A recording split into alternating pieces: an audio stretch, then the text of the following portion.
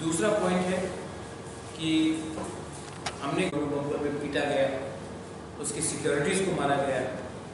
यही चीज़ कुछ केंद्रों में वोटिंग चल रहा था और जैसे कि किला बागमा में रात के 11 बजे ही स्ट्रॉन्ग रूम बंद हुआ।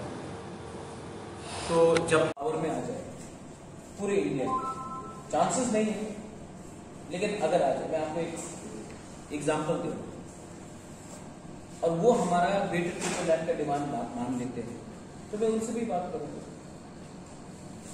अगर समझिए कि कांग्रेस आ जाए दिल्ली और वो हमारा ग्रेटर पीपल के बारे में बात मानता है, मैं उनसे भी बात करूंगा। और अगर बीजेपी रेडी है हमारा ग्रेटर पीपल के लिए बात करने के लिए, तो मैं उनसे भी बात करूंगा। मैं अपने लाइन में जाऊंगा। मेरा डिमांड है ग्रेटर पीपल जो हमें उस इश्यू में बात करने के लिए तैयार है, मैं उनसे बात करूंगा।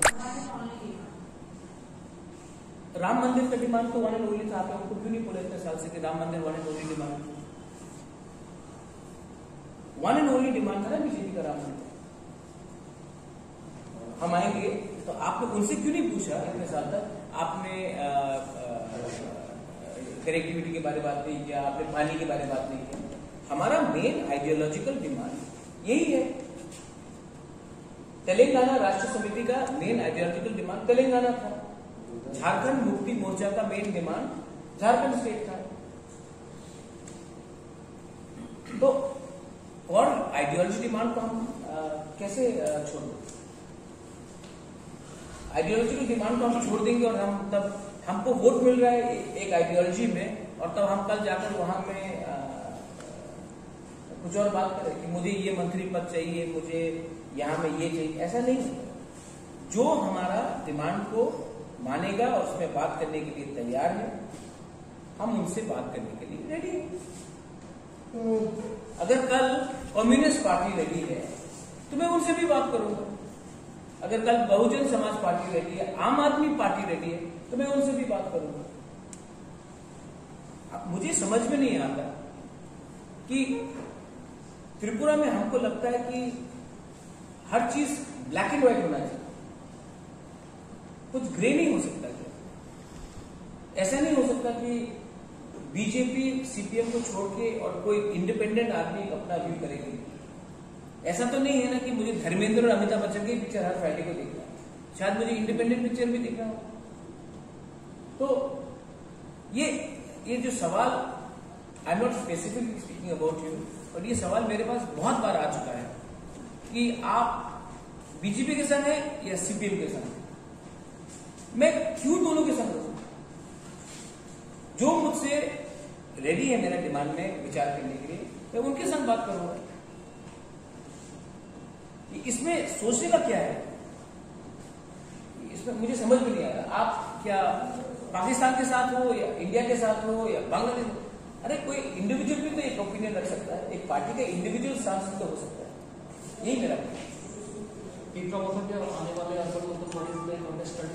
जी, मैंने सोचा कि एक दो यंग पत्रकार को भी एक चांस दूं, शायद आपको भी मैं एक पकड़ कर सकूं। नहीं, सीरियस क्यों नहीं लड़ू? क्यों त्रिपुरा मथा जहां अगरतला में इतना हमारे इंडिजिनस लोग हैं, हम क्यों नहीं लड़े? और उसका ये मतलब नहीं कि सिर्फ इंडिजिनस को टिकट दे, कोई दूसरा भी हो जो हमारे इश्यू से सिंपैथाइज करता हो, जो हमारे लोगों के साथ जुला मिला हो, मैं उनको क्यों मौका नहीं दूं? क्यों नहीं लड़ू? एकदम लड़ेंगे, और लड़ेंगे भी तो वोट काटने के लिए नहीं, लड़ेंगे भी तो जीतने के लिए लड़ेंगे।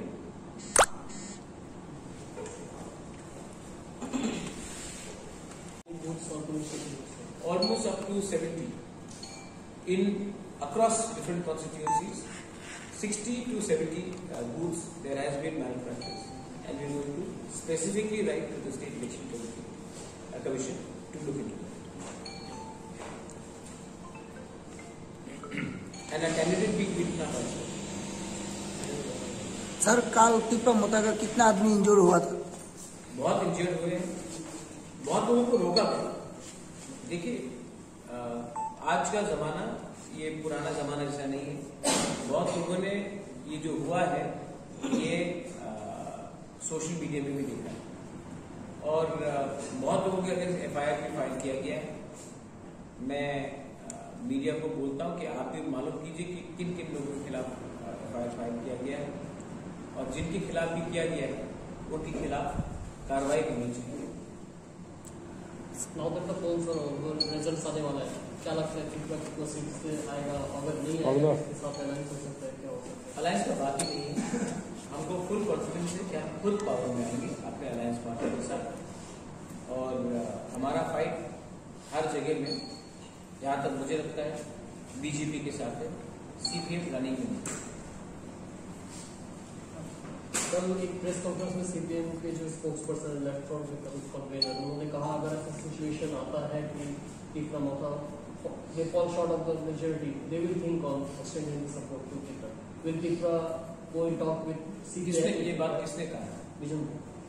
विजन धर को एक्चुअली ऐसा करिए, मैं आप उसका नंबर मुझे दे दीजिए, मैं उसको एसएमएस करता हूँ, वो डायरेक्टली मुझसे बात करें, ना कि through media. You can talk to me directly. अभी तक officially, unofficially, directly, indirectly, secretly कोई ऑफर मुझे किसी पार्टी से नहीं।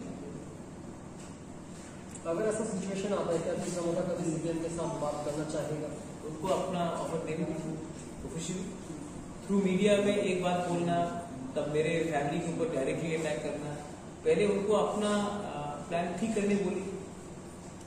ऐसा तो नहीं हो सकता ना कि मेरे माँ को दंगा में डायरेक्टली इम्प्लीकेट किया गया है, उसके बाद मेरे साथ अलायंस कैसे कर सकते हैं? मेरी माँ तो दंगा करती है। आप पहले अपना व्यू क्लियर कीजिए कि मेरा माँ राइटियर है या उसका बेटा के संग आपको अलायंस करना है। दो तरीके से बात नहीं होता। आप अपना पॉइंट ऑफ व्यू पूरा क्लियर कीजिए ना, उसके बाद मुझसे बात कीजिए। विजन धर को जितेंद्र चौधरी से बात करने बोलिए पहले। सर, कल जो इस एरिया में जो वोटिंग है, हर जगह पे पुलिस का जो इंतजाम किया गया, पुलिस था थोड़ा जो पुलिस इंतजाम किया गया है जी। जैसे कि आप प्रेस लोग यहाँ पे मेरे सामने 15 प्रेस लोग, 2 ही आदमी सवाल पूछता है, तो प्रेस ने काम किया कि नहीं किया वो अलग बात है ना। तो वहां में पोलिंग स्टेशन में 50 पुलिस आदमी है, लेकिन अगर 2 ही आदमी डंडा लेके गुंडा को भगाएगा और 40 बैठ के रहेगा तो क्या होगा? तो मैं नंबर के बारे में बात नहीं कर रहा, मैं ये बोल रहा हूँ कि जब कोई गुंडागर्दी करता है तो पुलिस ने एक्शन लिया है कि नहीं लिया है। जो 60 से 70 बूथ के बारे में बात कर रहा हूँ, उसमें पुलिस का प्रेजेंस था, लेकिन पुलिस ने ठीक तरीके से एक्शन नहीं लिया। प्रिसाइडिंग ऑफिसर ने ठीक तरीके से एक्शन नहीं लिया। तो सिर्फ पहुंच जाने से वर्दी लेकर काम नहीं होता। जब कोई कुछ गलत काम कर रहा है या कोई गुंडागर्दी कर रहा है तो आपका ड्यूटी होता है उनको पकड़ने की। लास्ट क्वेश्चन, आपने बोला कि टीपरा मोथा में लेके आ सकता है, आपके पास अलायंस पार्टनर भी जहाँ पे सीनियर लीडर्स भी हैं, सीएम के रेस में कौन रहेगा ये बाद में डिसाइड होगा या आप ही रहेंगे? नहीं, वो तो क्लियर है। ये पूरा इलेक्शन मेरे नाम में लड़ा गया है, मेरे फेस में लड़ा गया है। और हमने हम पब्लिक को इलेक्शन के पहले कुछ और बोलेंगे, इलेक्शन के बाद कुछ और बोलेंगे, ऐसा हम लोग का कोई वो नहीं है। आई एम द फेस, मैं हूँ और मैं ही बनूंगा। मैं क्यों इसमें मतलब कि आजकल थोड़ा फैशन हो गया है, जो पब्लिक कहेगी, जो वो कहेगा, जो इलेक्टेड, मैं ही फेस हूँ, मैं ही बनूंगा। सर, अगर आपने पावर में आया तो फर्स्ट काम क्या आप हाथ में लोगे डीसी के लिए? मैंने कहा है कि मैं व्हाइट पेपर निकाल रहा हूँ, full accountability, full transparency, website में क्या पैसा कहाँ आ रहा है, डीसी में कितना पैसा कौन से डिपार्टमेंट में जा रहा है, कितना पैसा सैलरी के लिए जा रहा है, कितना पैसा कॉन्ट्रैक्ट के लिए जा रहा है, कितना पैसा आप काम में लगा रहे हो, पूरा ट्रांसपेरेंसी का ऑडिट होगा। उसके बाद हम अपना की सेक्टर आइडेंटिफाई कर रहे हैं, health, education, connectivity and power. Power तो हमारे पास डायरेक्टली नहीं है, लेकिन कनेक्टिविटी रोड है, हेल्थ है, प्राइमरी हेल्थ है, एजुकेशन प्राइमरी एजुकेशन है, वो तीनों को हम आगे रख रहे हैं। उसके बाद लैंड एंड रेवेन्यू में हम फुल एम्फेसिस दे रहे हैं और क्लियर ट्रांसपेरेंट गवर्नमेंट चलाना चाहते हैं। जितना भी रुपया दिल्ली से जो आएगा, जो अगरतला हमको देगा, वो हम अपने वेबसाइट में देंगे, तो पब्लिक को मालूम पड़ेगा कि इतना रुपया आ रहा है, इतना रुपया खर्च हो रहा है, इतना रुपया सैलरी में जा रहा है, मैं पूरा ट्रांसपेरेंट से काम करने की कोशिश करूंगा और करूंगा। सर युवा के लिए आपका क्या प्लान है? युवा के लिए प्लान वही है जो सबके लिए प्लान है। अगर आप एजुकेशन करेंगे तो एजुकेशन तो हम 95 ईयर ओल्ड को दे नहीं सकते। अगर हम प्राइमरी हेल्थ में देंगे तो हेल्थ में प्राइमरी में बच्चे लोग भी आते हैं। अगर हम कनेक्टिविटी करते हैं तो कनेक्टिविटी में तो सबसे ज्यादा सर मेरा मतलब है रोजगार के लिए।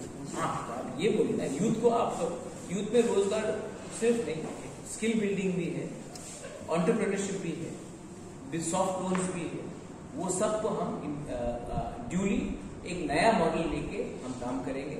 ये पुराना जो सिस्टम है जहां में आप हाफ लोन देते हो, हाफ मतलब कि कोई अकाउंटेबिलिटी नहीं देता, वैसा नहीं होता।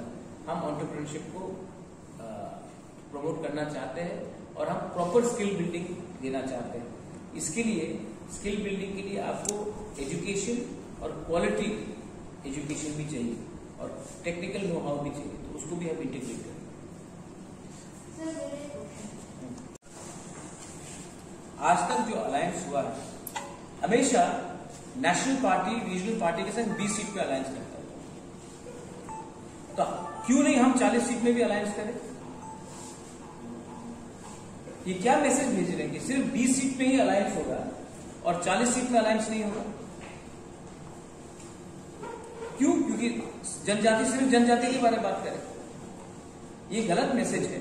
हमको लगता है कि हमको सब जगह में बात करना चाहिए। मुसलमान के लिए बात करना चाहिए, बंगाली के लिए करना चाहिए, जो हिंदुस्तानी है उनके लिए करना चाहिए, जो नेपाली है, जो मणिपुरी है, इतने साल से यहाँ में, सबके लिए बात करना चाहिए। ये जो आइडिया है कि हमें सिर्फ यहीं तक हमारा सीमा बंद होना चाहिए, ये गलत बात है। हमारा सीमा 20 सीट से भी बाहर निकलता है। और आज I am telling you again, हम इलेक्शन कमीशन से मिलेंगे, ऑफिशियली हम बोल रहे हैं, और उसके बाद हम पुलिस से भी मिलकर रिक्वेस्ट करेंगे कि 10 तारीख को शांति से काउंटिंग हो। हम नहीं चाहते हैं कि इलेक्शन के बाद कोई वायलेंस हो, कोई दंगा हो, और जो कॉमन पीपल है जिसका कोई पॉलिटिक्स से लेना देना नहीं है, आपने वोट किया बस, आपका कोई आप पार्टी होल्डर नहीं, पोजीशन होल्डर नहीं, उनको कष्ट नहीं होना चाहिए। 10 तारीख को इलेक्शन खत्म होने के बाद हमने ये भी देखा है कि त्रिपुरा में कोरोना बढ़ रहा है और हम स्टेप्स नहीं ले रहे, तो हमको लगता है कि इसका भी हमको अभी ध्यान देना चाहिए। 2 तारीख के बाद पश्चिम बंगाल में इलेक्शन खत्म होगा, उसके बाद पूरा इंडिया लॉकडाउन करने से शायद देरी हो सकता है। इसके लिए हमें 10 तारीख के बाद बहुत रिस्पॉन्सिबली काम करना है, एक संग होकर काम करना है, तू मैं नहीं, एक सिंगल यूनिट करके। कोरोना मुझे मेरे पार्टी वर्ग को भी लगेगा, बीजेपी को भी लगेगा, सीपीएम को भी लगेगा, कांग्रेस के भी 2-3 लोग जो बचे हैं उनको भी लगेगा। इसके लिए हमें ये सब एक संग ही कार्य करना है। Thank you.